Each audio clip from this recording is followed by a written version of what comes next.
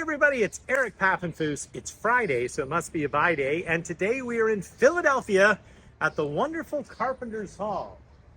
If you look behind me, you can see what is largely an original building from the 1770s, right before the Continental Congress. The First Continental Congress met in this very building behind us. The cupola looks pretty much the same, the windows look the same, the architecture's the same. And it is a privately owned national monument. It still has over 200 members of the Carpenters Guild, which is pretty impressive for having been around for over 200 years. We have a book today which is so extraordinary because it was not meant to be seen by anyone who wasn't a member of the Guild. Ooh. In fact, it was kept under lock and key.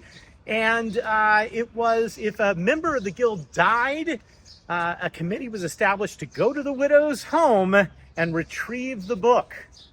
However, one of these books seems to have escaped and made its way to the Midtown Scholar, and that is the incredible book that we actually had a chance to show to the docents here at the museum earlier today. The second floor of Carpenters Hall is a library. And here are some photos, which you can see that we took earlier today. It's usually used as a private meeting room for the members of the Guild, or it can be rented out. But it was also became a Victorian lending library. In the day, back 200 years ago, it was mostly filled with architecture books that could be checked out and used as reference by the members. All right, are you ready to see the price book? Okay, the price book is so rare and so unusual that I can't find any copies of this ever having come up at auction. There was an original edition of this price book which came out in 1786. And in the gift shop, inside the museum, they sell reproduction copies. And this is an example of the reproduction copy of the price book and rule book for Carpenters Hall from 1786. Neat. And this is our copy, which came in from 1805. We have the second edition. And do you know what's very interesting between the first and the second edition? What? Well, you have a presidential election, you have a new constitution, you have American currency, American bank. And so what happens is the original Carpenter's book becomes outdated in the new nation. And the new book, the second edition, is the first to use dollars and cents. Oh, neat. So let me show you how that works, Kathy. So here's the original 1786 Carpenter's book. If you look in the back, everything is in pounds and shillings, and it's complicated. They even have to have a conversion chart, which the new book doesn't have, in order to figure out the fractional parts. Well, our book, which is really neat, as I say, is in dollars and cents, and that means if you're trying to figure out how to pay for something, it's pretty easy. Now, I'm going to refer you to our buy day that we did on the first use of the dollar sign. That's right. In American publications, which came in that currency book. You'll have to see my Providence, Rhode Island buy day to talk about this, but we are now using dollars and cents in the new nation, which is pretty neat. So, if you wanted to know how much to charge or how to build floor joists or shingles or cornices or windows or ladders, you would have this information in the price book, but this could not be seen by the general public, and as a result the book was a very closely guarded secret by the Guild. Now what makes this book really interesting, let me show you the title page, Kathy. First of all, this is the second edition, published April 13th, 1805. That's neat. It's published on an exact day. We know exactly when it was published. It was agreed upon, and again, it had to be done because the new nation needed prices in dollars and cents. And I'll show you some of the new additions that they added to the book. But the book also repeats from the first edition the famous book plate, which could have been filled out by the member of the Guild who owned this particular thing. Note the compass, which looks very Christophe Plantain to me, but also maybe Masonic. Also note the rising sun, which is very Philadelphia, and Ben Franklin, as we know from his story. What's interesting in the Constitutional Convention, at the end of the convention, he says, I think it's a rising sun. That is a direct reference to the Carpenters Guild. In the beginning, you can see a book plate which shows that this book belongs to Carpenters Company member number 38. And member number 38, it turns out, with some searching and looking, was a gentleman by the name of James Pearson. And the fact that he doesn't have an asterisk means he was alive in 1805, and he was actually in charge of the committee on setting the prices. Neat. So this could have been the personal copy, which is why maybe it stayed in his hands, because he was in charge of getting it published. Pearson is pretty famous because he is one of the architects of Independence Hall. Now, we're only a couple blocks away, I should say carpenters, or master carpenters, who built a lot of Independence Hall and then rebuilt it. He also is famous because he was a member of the American Philosophical Society, so he was a highly educated carpenter.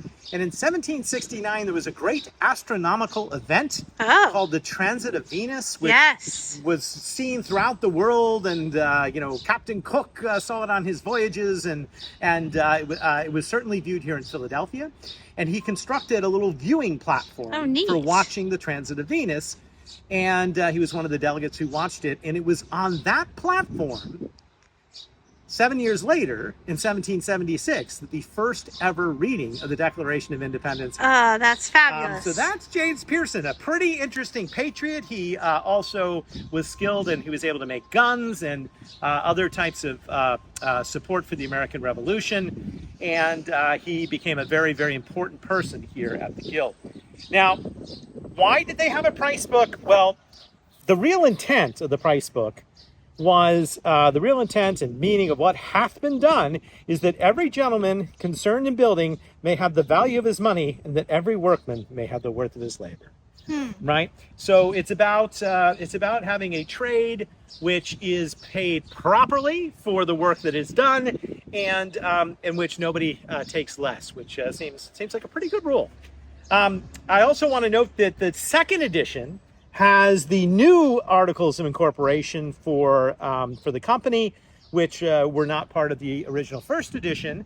And there's one major change in the Articles of Incorporation, which I find fascinating, and that is that they decide not to include any mention of slavery in the revised revisions of this for the second edition. Originally, in the original book from 1786, carpenters were able to use slave labor. Now there is no mention, and that has been excised for the new nation. Progress. Here's a wonderful image of the hall. Looks pretty much the same, doesn't it? Very, very similar. One difference is that there's no fan light or fan mullion over the door. And that is interesting because one of the things that this book has is it has a series of exemplary plates on how to build things, joists, doors, windows. But the second edition really goes into a series of engravings on how to do Philadelphia fan lights. And one of the characteristics of Philadelphia architecture in the early 19th century are these wonderful fan lights above the doors. And we learned from reading this that oftentimes the mullions in those lights are made out of metal, not out of wood. And you can see this when you're walking through Philadelphia. Also engraved by a gentleman engraver by the name of Biddle. So this book is so rare that I don't know of any other copies. It's sort of a combination pattern book, price book, rule book, and it's an extraordinary thing. And I hope that they'll consider putting it on display here at Carpenters Hall. Also note a very plain binding, not designed to attract attention. So if I'm on the job and I'm doing my estimating, I can do it without a lot of people knowing exactly what I'm doing, and I can return this book. One more little anecdote before we get to our funny book. I find it fascinating, but this is also the site of the first ever American bank robbery of any great note, because the Carpenters had their meeting and their library on the second floor, but they rented the first floor for great occasions. So Continental Congress comes in 1774. Come on in to Carpenters Hall. You can be here. Bank of the United States, Bank of Pennsylvania, come on in. And, the equivalent of $2 million in American money was stolen in the midst of that great yellow fever epidemic of 1793 that we discussed last week on Buy Day.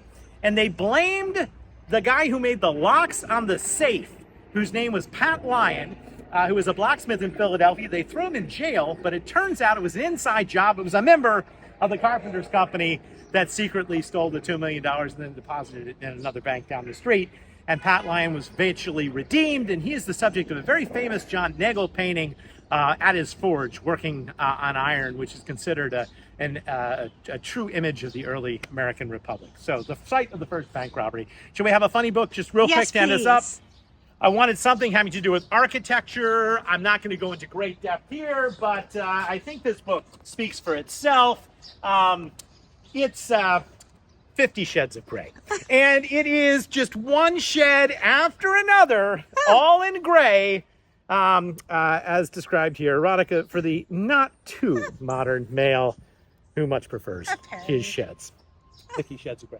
Well, thanks for watching live from Philly. I hope you'll watch next Friday and every Friday. Our daughter's about to graduate from the University of Pennsylvania. We're very proud of her. So we're going to be here for the next couple weeks, hopefully recording some more buy days right here in the incredible historic district, heart of the historic district in Philadelphia.